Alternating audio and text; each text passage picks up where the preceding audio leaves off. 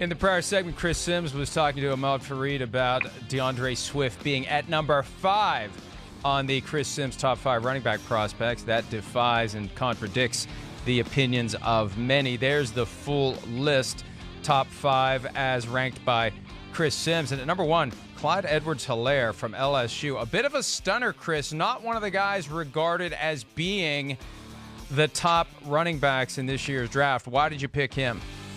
Well, I just look at him and go, wow. I mean, I'm watching Mark Ingram or Ray Rice, but with better quickness, if that makes any sense as a football player, Mike.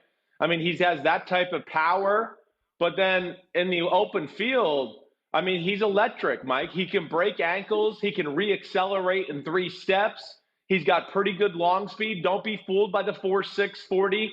Because I could show you a lot of runs in the SEC where he's running away from a lot of people who are running 4.4 and 4.5. So that's one of those times I don't pay attention to that. But, Mike, you know, to be able to be an in-between-the-tackles runner and then be an unbelievable third-down route-running type running back out of the backfield, I mean, he's a special route runner, let alone he's not – you're not able to tackle him in space. I mean, the first guy always misses. And then the second guy, if you're still in space, is going to miss you as well. I would think Edwards-Helaire, Mike, just after breaking them down, he has a chance to be a first-round running back. There's no doubt. And I think when, you know, I feel very confident about this. He fits everything any offense would want to do, let alone, Mike, you know, yes, he'll get what's there to be had, but he'll get a lot more than what's there to be had a lot of the times because of some of his great physical traits. Would he be the only guy that you would put that first-round grade on for this year? I think Jonathan Taylor could be in that conversation. You know, again, when you start talking about, Mike, a guy that's, wow, 227, 228 pounds, can run you over in the hole, moves the pile forward every time I watch him. And I mean, when, you know, there's 2 yards, right, Mike, and the hole is filled with 2 linebackers, he gets 4 yards. He always falls forward and keeps things moving that way. Let alone, again, this is why I say these 2 guys are first-round talents. He's got some elite traits. Yes, the physical, the physicality and the power I talked about. But this is the fastest guy of the group. I mean, it doesn't matter really what game you turn on. He can turn the corner and run for 70-yard touchdowns, or split the middle of the Ohio State defense and run for a 50-yard touchdown. He has game-breaking type speed, and that's special. You just don't see a whole lot of guys come around the NFL very often who are 228-pound running backs and as thick and powerful as he is, then also be able to run 4.39. So, yes, I look at those 2 guys as clearly my top 2 running backs and 2 guys that I do think have the talent to justify a first-round pick. Taylor has a very electric, engaging personality. I was able to interview him at the scouting combine before the world turned upside down. But he's got a lot of wear and tear. He's got a lot of carries, a lot of yards. And, you know, some people look at a guy's career as the full college pro experience combined, and there's only so many touches, there's only so many yards before the tread comes off the tires. And Taylor has put in a lot of work, Chris, at the college level. Are you concerned about that? Well, yeah, I am to a degree, of course. I mean, you have to take that into account. Now, he's built like a brick house, you know, so that's one thing. Like, you saw him in person. He's one of those guys where, like, you go, man, if I stuck a knife into his arm, I'm not sure it would go in. The knife might bend, you know. So he was built and meant to play this position in the NFL, you know. And there's been plenty of running backs who have been bell cows. Hey, Mark Ingram's still going, Derrick Henry's still going, so I'm not worried from that standpoint. But here's the big point, Mike, to me. We got to stop thinking of like, oh, we're drafting a running back and he's going to be our guy for the next 8 years. No, that's just not the way it is. Drafting a running back, you got to look at it like, hey, I got a 4, 5, maybe 5-year window.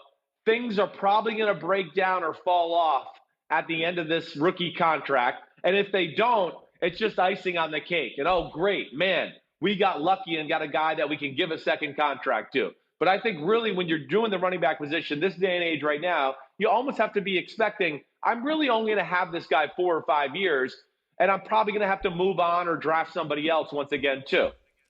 Yeah, but actually, in this day and age, the reality is the player has a great 4 or 5 years, so great that you have to sign him to the second contract.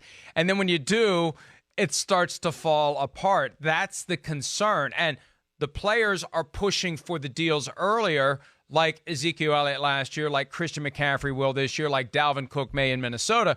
But it feels like you get the best out of these guys year 1, year 2, year 3, and then it starts to plateau or dip.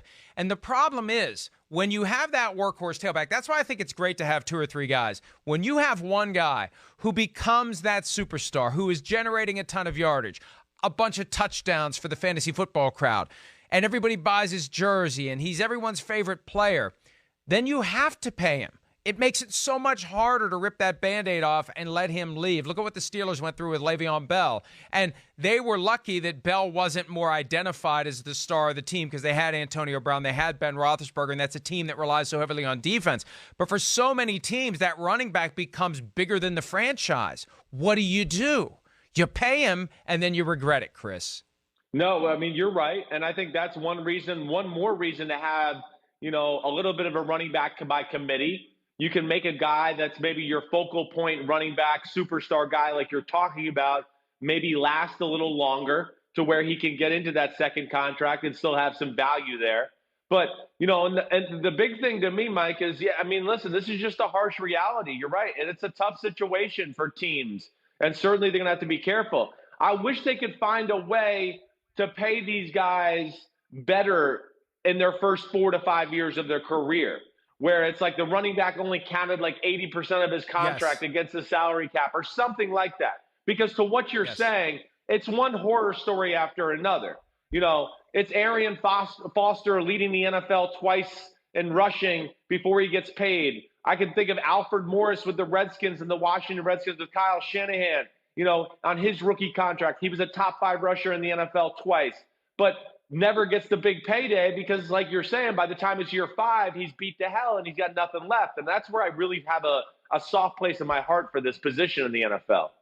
There was a push last year by a lawyer in Chicago, and she was trying to create a separate bargaining unit for running backs. And there is merit to that. We went through that discussion last month with the CBA. You've got a bunch of different interests and a bunch of different levels of contact, values of contract, length of career, and the running back has huge value early in his career, and then it diminishes. And unless you are that first-round pick, you're not getting rewarded for what you do early in your career, and you just have to hope that your team will take care of you before the wheels start to come off. Hi, I'm Mike Tirico, and thanks for watching. Make sure to hit subscribe for the latest news and highlights from NBC Sports.